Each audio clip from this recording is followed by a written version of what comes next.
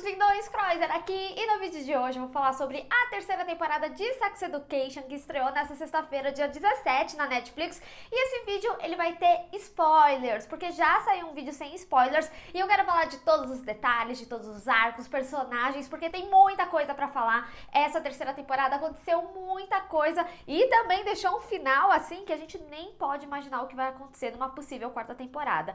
Então, vamos discutir esses detalhes, vamos falar muito de Sex Education aqui no canal, e pra não perder nada, se inscreve e clica no sininho pra receber notificação pra quando tiver um vídeo novo, que eu sempre trago as novidades dos filmes e das séries aqui pra vocês o quanto antes vocês sabem. Nessa terceira temporada a gente vê mudanças efetivas em Mordale, depois dela ficar conhecida como Escola do Sexo, mas a gente viu que a Hope, ela não teve facilidade em trazer essas mudanças de forma mais ativa, a ponto de Mordale simplesmente acabar. Assim, gente, eu preciso começar falando que Sex Education é uma das minhas séries favoritas da Netflix, principalmente com a sensibilidade que ela trabalha a temática, e eu acho que aqui nessa terceira temporada essas pautas engrandecem mais ainda. Como eu tinha falado no meu vídeo sem spoilers, logo no primeiro episódio acontece tanta coisa que ele já te dá o direcionamento total da temporada, que é o que vai acontecer com aqueles personagens, o que vai acontecer com a escola, mas eu gostei muito de como as mudanças vieram de forma sorrateira. Eu já tinha falado isso no meu vídeo sem spoilers,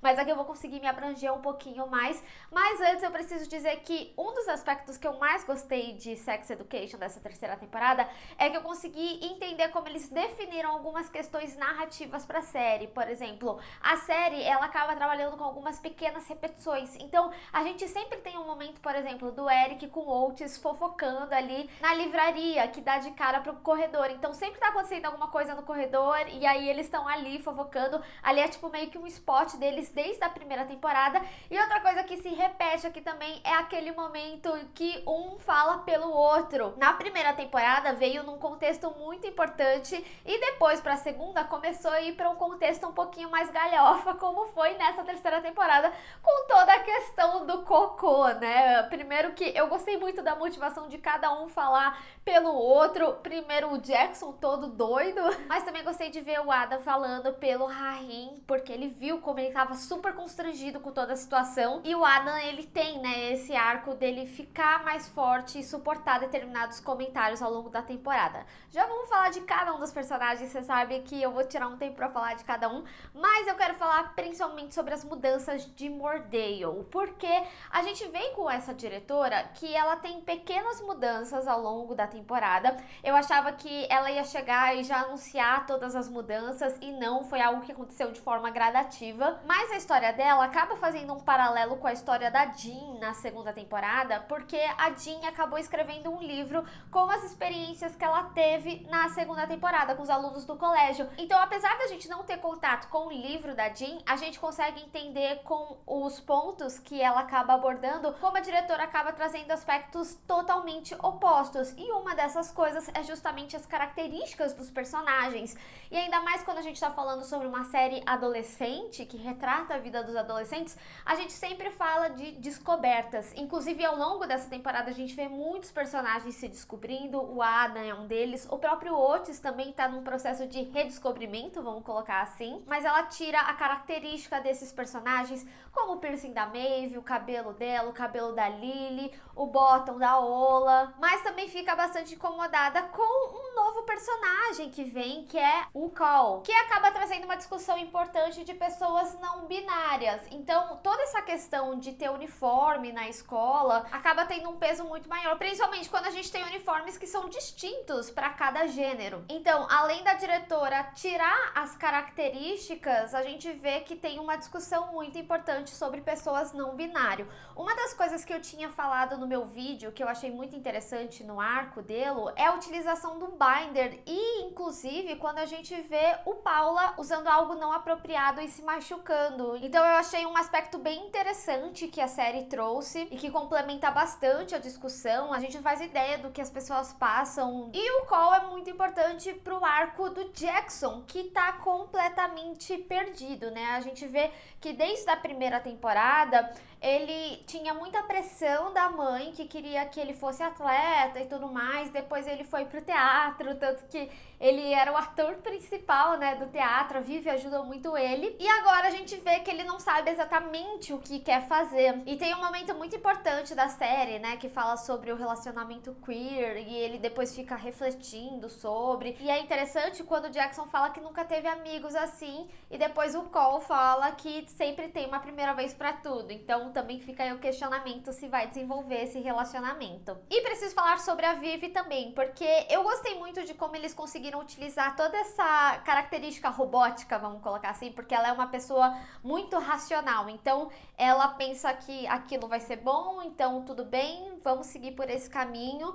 E ela também estuda muito, e ela é uma pessoa com muitas referências exatas. E eu gostei muito que essa característica foi extremamente essencial para ela, para ter toda essa questão do colégio, dela ser um braço direito para a diretora, sem entender necessariamente a gravidade do que estava acontecendo ali, porque ela acaba deixando a parte sentimental um pouco de lado. E aí é por isso que eu falo, né, existem certas decepções nessa temporada, que até mesmo personagens que cativam a gente fica meio triste com algumas atitudes, e eu acho que essa é a atitude da Vivi, mas depois a vingança vem, ela usa as ferramentas dela, então é muito interessante como eles trazem esse arco dela, e como ela complementa o arco do Cal e do Jackson, de como a diretora vê eles. E isso era algo que já estava me incomodando desde o início da série, principalmente quando o Jackson tá do lado do Adam, e ela fala com o Adam achando que é o Jackson, porque ele é atleta e o representante da escola, porque não seria o Jackson, sabe? Então já era algo que tava me incomodando, e eles construíram muito bem o arco de racismo da diretora aqui. E é por isso que eu falo,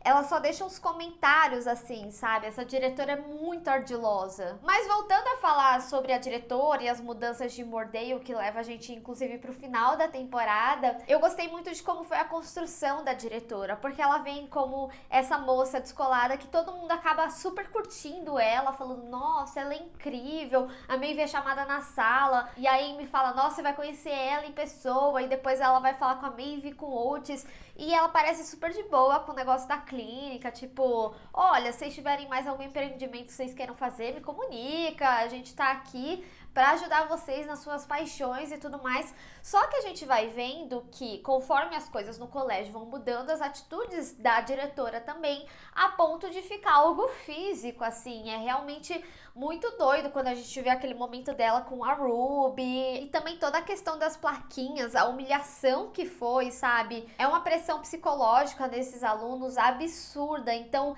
quando a gente vê a diretora dançando ali no início e depois a gente vê essas situações, nossa, é muito absurdo. Com certeza, sim, foi a pessoa que pior lidou com toda essa situação. Então, quando a gente chega no final, por exemplo, que Mordale vai perder todo o financiamento e que o colégio não vai continuar, eu não acho que é só culpa dos alunos, porque eles realmente estavam lutando pelo que eles queriam, mesmo que tenha sido um tiro no pé, como o próprio Otis descreve. Mas no final de tudo foi como foi mal gerenciado, a levar pra esse ápice, sabe? O que a gente tava vendo era os alunos se rebelando. E se ela tivesse seguido como a diretora cool, que nem ela demonstrou, bem provavelmente nada disso teria acontecido. Mas eles acabam trazendo um arco que supostamente eu acredito que seja pra humanizar a personagem, que é o fato dela não conseguir ter filhos. Mas eu não sei ao mesmo tempo se isso dá uma humanizada de certa forma, apesar de ser uma discussão super válida, principalmente quando a gente tá falando do sonho de uma mulher. Ela tinha esse sonho de ser mãe, mas tendo em vista o que ela faz no colégio, né? Mas independente de você ter ficado com dó dela ou não, acaba sendo uma discussão muito importante que tem tudo a ver com o contexto do que a série aborda de uma forma geral, assim como foi o arco da Jean grávida. Eu gostei muito de como eles trouxeram a discussão sobre mulheres mais amadurecidas engravidando, os preconceitos que ela passa e de uma forma geral, né? A mulher sempre ouve comentários, a mulher ela sempre é julgada numa forma geral, na gravidez mais ainda, seja pela forma que cuida do filho, seja pela idade que ela teve aquele filho, da mesma forma que a Jean ouve comentários, uma mulher mais nova também ouviria, e uma porção de cobranças de responsabilidade que a mulher acaba sofrendo na gravidez. Então, eu achei o arco dela muito interessante, deles demonstrarem como que é, né, realmente, e ainda mais a gente conhecendo a Jean, aquela personagem que é completamente independente, ela super consegue consegue sustentar essa criança. O próprio relacionamento, ela deixa de uma forma mais aberta, caso o Jacob queira entrar no relacionamento e ter esse co-parenting. Mas eu preciso dizer também que eu fiquei um pouco decepcionada de como eles trabalharam o Jacob nessa temporada, porque ele realmente me decepcionou com alguns comentários de tradicionalismo. Ao mesmo tempo, eu acho interessante eles trazerem isso, porque eu acho que a discussão é super válida e eu acho que todo mundo também pode mudar a forma de pensar. E ao mesmo tempo, acaba agregando o arco da própria Jean, que ela fala, nossa, a gente tá junto e a gente realmente não se conhece. E a gente conhece o Jacob da mesma forma que a Jean conhece ele. Então, nessa temporada a gente também tá conhecendo ele e da mesma forma que ela fica decepcionada com alguns comentários, a gente também fica. Então, é muito inteligente da série fazer dessa forma, mas ao mesmo tempo, eu fiquei um pouco decepcionada. Era um personagem que eu gostava muito. Ainda gosto dele, não me entendam mal, mas foi como eu falei no meu vídeo sem spoilers. Em algum momento da série você vai se decepcionar com os personagens. E aí, já que a gente tá nesse arco, né, eu quero falar muito sobre a Ola. A Ola com certeza foi uma das personagens que mais me decepcionou nessa temporada, porque como eu falei no meu vídeo sem spoilers, ela tinha alguns aspectos na segunda temporada que eu via que algumas pessoas não gostavam, e particularmente não era algo que me incomodava, mas aqui nessa terceira incomodou e muito, principalmente pela forma que ela tava tratando o meu cristal, que é a Jean. E por mais que a gente entenda as motivações dela pela consolidação da família, até o próprio Walt sente, principalmente depois quando acaba, ainda assim não me mostrou muita maturidade que a personagem tinha me mostrado na segunda temporada. Então em alguns momentos eu ficava um pouco ofendida assim com os comentários dela, e isso também reflete no relacionamento dela com a Lily, né? A Lily, ela é uma personagem que ela tem um arco muito interessante porque ela tem uma fantasia muito imersiva nessas questões dos aliens e é algo que ela realmente acredita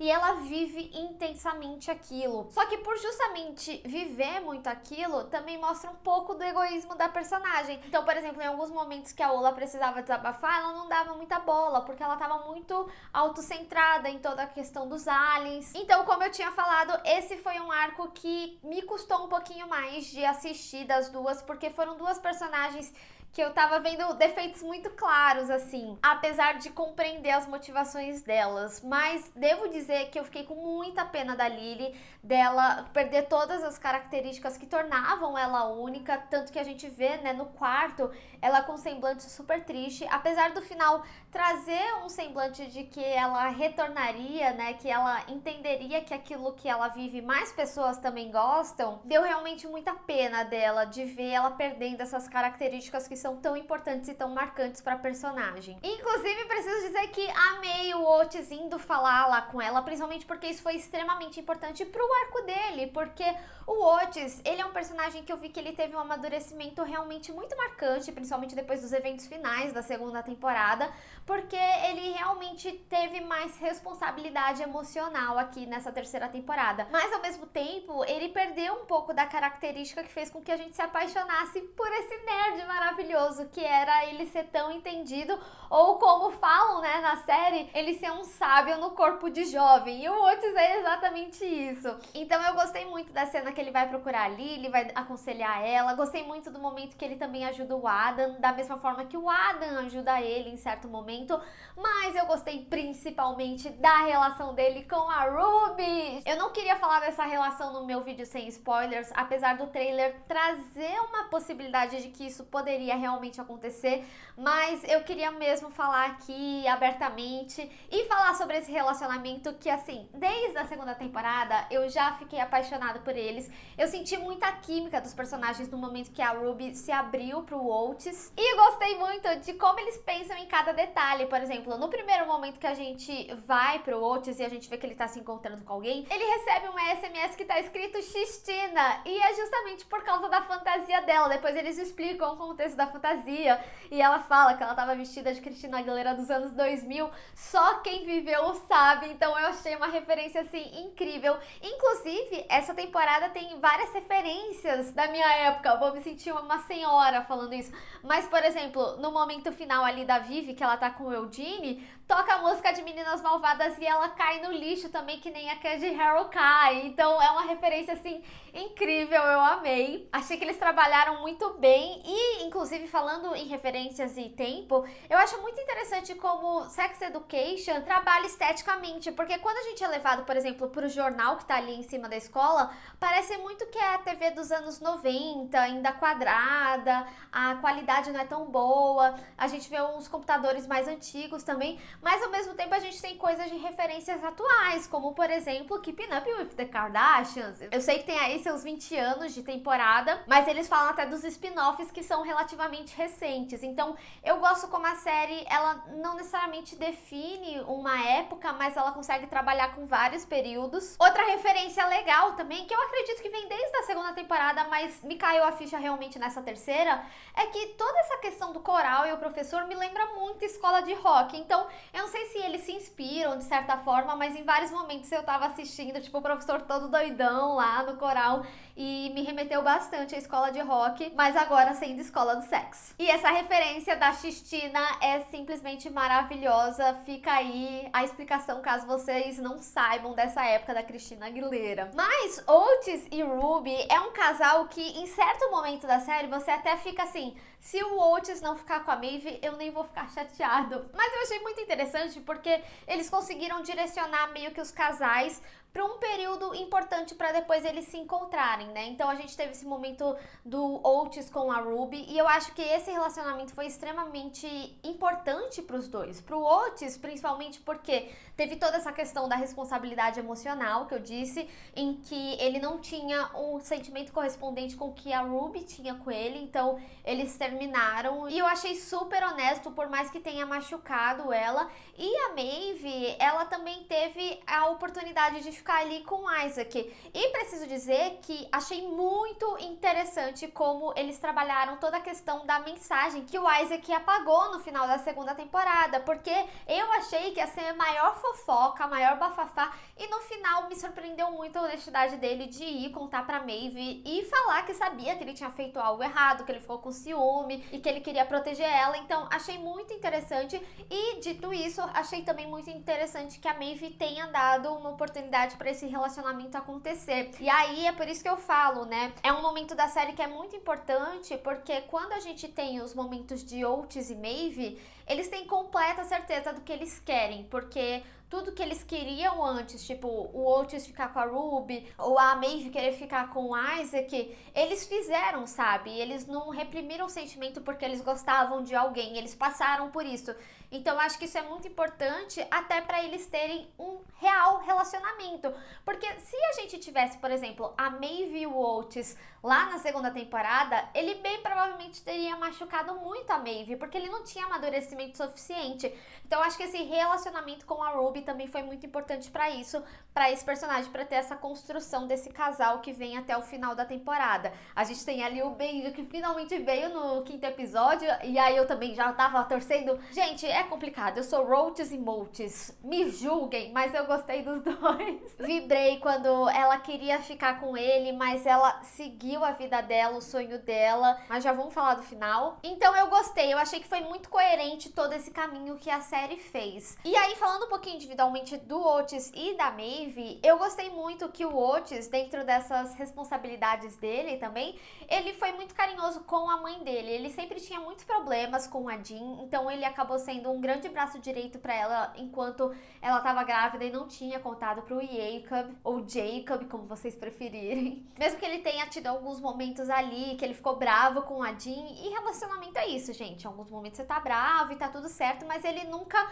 abandonou ela no momento que ela precisava, por exemplo, sabe? E é isso que torna também a cena do hospital tão impactante. Agora, falando sobre a Maeve, gostei muito do arco dela, eu achei muito justo, porque quando a gente é levado pro início da temporada, ela tá sendo cuidada pelo irmão do Isaac, porque ela tá totalmente sozinha ali no trailer, que ela morava com a mãe, e a gente vê logo de início, tipo, ele jogando uma torrada. Isso é muito simbólico quando a gente tem o entendimento dela do arco ali no final, porque ela foi totalmente acolhida pela Anna, que cuidava da irmã dela. E a Maeve, ela é uma personagem que ela precisa disso. A gente vê, inclusive, até no arco dela com a Amy, quando elas brigam porque a Amy pagou a excursão pra ela. E você consegue entender a motivação das duas por terem feito isso e terem ficado bravas uma com a outra também. Mas preciso confessar que eu fiquei com muita pena da Amy, porque eu realmente entendi a boa intenção dela, mas é um tópico muito sensível pra Maeve. E eu acho que isso sintetiza bem o que eu quero dizer. A Maeve, ela precisa de cuidado. Ela é uma personagem completamente durona, autossuficiente, mas ela precisa de cuidado, ela precisa de amor. E aí é por isso que eu volto pra falar também de Maeve e Otis. É muito importante que o Otis tenha esse amadurecimento para ele também conseguir cuidar da Maeve em determinado momento. E por isso também é muito importante a decisão dela de ir sim para os Estados Unidos, dela ter conseguido. E é muito linda essa decisão também, porque apesar das diferenças com a mãe, ela consegue se resolver com a mãe e a mãe pelo menos consegue dar algo de volta pra ela, depois de ter sido um catalisador de várias dificuldades que ela passou dentro da adolescência dela, de ter tido responsabilidades mais cedo. E eu honestamente torço pra que a mãe dela melhore, faça algum tipo de tratamento realmente, sabe? Então eu gostei muito do arco da Maeve e eu achei muito justo a forma que eles trouxeram. Agora, falando em arco justo também, gostei muito do background que eles trouxeram pra Ruby nessa temporada, que a gente finalmente entendeu um pouco mais da personagem. A gente viu ela de forma mais sensível, tanto na entrega dela com o Otis, e ela tinha todo um lado que ela escondia,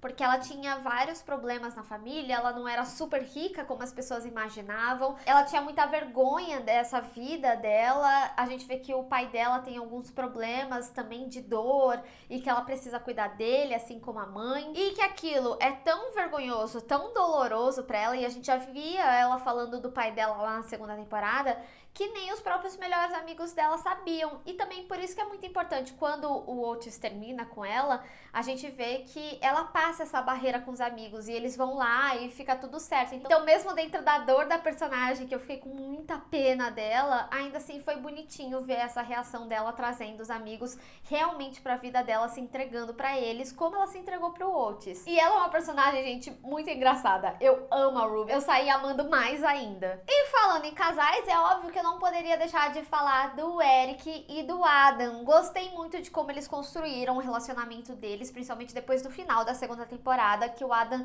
ele realmente falou que assumiria esse relacionamento em público com o Eric e fez com que o Rahim ficasse completamente machucado, né? E dá pena, porque o Rahim, a gente viu como ele foi muito importante pro Eric, mas pra falar do relacionamento deles, eu acho que é muito importante também falar individualmente de cada personagem. Inclusive, fica aí a observação, olha como Sex Education construiu individualmente os personagens nessa temporada para justamente refletir nessas relações deles. Isso é muito importante, é um detalhe de roteiro maravilhoso e é o que faz Sex Education ser único e deixar a gente amando personagens tipo como Otis e Ruby, quando a gente claramente tá torcendo pra Otis e Maeve, sabe? Porque tudo faz sentido, tudo é muito bem construído. Mas sobre o Adam e o Eric, eu gostei muito porque, apesar dele ter dado esse passo e falado, sim, eu vou assumir esse relacionamento em público, ainda assim ele é um personagem que tá se descobrindo. E como ele também tem algumas questões individuais dele pra lidar, o que eu entendi, pelo menos, é que ele era analfabeto funcional, então ele tinha algumas dificuldades de leitura. Então a alfabetização dele vai ser muito importante, principalmente depois do final dessa temporada. Então ele é um personagem que tem muitas dificuldades, inclusive na relação dele com o pai dele. Mas no relacionamento ele acaba sendo um pouquinho mais aberto, mas ele ainda tem algumas inseguranças, como por exemplo não falar para a própria mãe, não se assumir para a própria mãe, apesar de ter toda a questão ali no teatro, né? A mãe dele obviamente sabia, mas ele não conseguia ter essa abertura com a mãe dele. E isso é algo que a gente vê que pesa pro Eric, principalmente porque ele tá num arco de se sentir totalmente confortável com ele mesmo. Isso é extremamente importante pro personagem, tendo em vista o que foi construído desde a primeira temporada. Eu não lembro se vocês lembram, mas ele tinha apanhado na primeira temporada e é muito importante a gente ver ele aqui dançando, se sentindo livre, passando maquiagem, inclusive passando maquiagem no Adam em certo momento. Então, isso é extremamente importante pro personagem e por isso ele busca mais liberdade também, acarretando com o que a gente viu ali na Nigéria. Não tô falando que é certo, ainda assim foi uma traição, né? Mas é interessante que aconteça lá, porque principalmente na Nigéria, que é ilegal ser gay, ainda assim foi uma pessoa que assumiu completamente ele, ficou com ele em público. Então é muito mais sobre a simbologia do que o ato em si. E isso é um arco de entendimento para ele também. E a partir disso, de um arco de descoberta do Adam e de nos sentir confortável em determinados momentos e do Eric tá se sentindo completamente confortável e cada vez mais querer ser ele, querer se assumir para a mãe dele, querer ser livre até mesmo num lugar que seria ilegal, sabe? É algo que o relacionamento iria sentir que iria colidir. Mas eu achei muito interessante como eles aproveitaram o Rahim nessa história toda. Não imaginava que eles iriam aproveitar dessa forma. Eu achei interessante no início, ele parecia um pouquinho creepy, assim, né? Que ele foi pedir o poema e tudo mais. Mas gostei que eles não ficaram trazendo necessariamente uma rivalidade entre o Rahim e o Adam a ponto de ambos se ajudarem em determinado momento da série. E outro casal que eu não posso deixar de falar também é dos Groff, que é o Michael e a ex-esposa dele, né? Eles têm aí uma recaída do relacionamento, mas eu gostei muito de saber principalmente sobre o passado do Michael. E o irmão dele realmente é um chato, a própria família sabe disso, mas eu gostei muito de como o Michael se impôs, inclusive como ele se encontrou. Foi muito importante a fala dele com a Jean, dele inclusive reconhecer o erro dele, mas principalmente a partir dessa conversa que eles tiveram, ele encontrar uma paixão. E é muito legal como o arco dele acaba fazendo um paralelo com o arco do Adam também, porque o Adam também vai encontrar a paixão dele, que ele até fala ali pro Rahim, né? Ele fala, você ama poesias, eu amo cachorros. E aí ele encontra toda essa questão de competição, de treinar cachorro e tudo mais. Eu achei muito legal, é um arco de descoberta pro personagem também,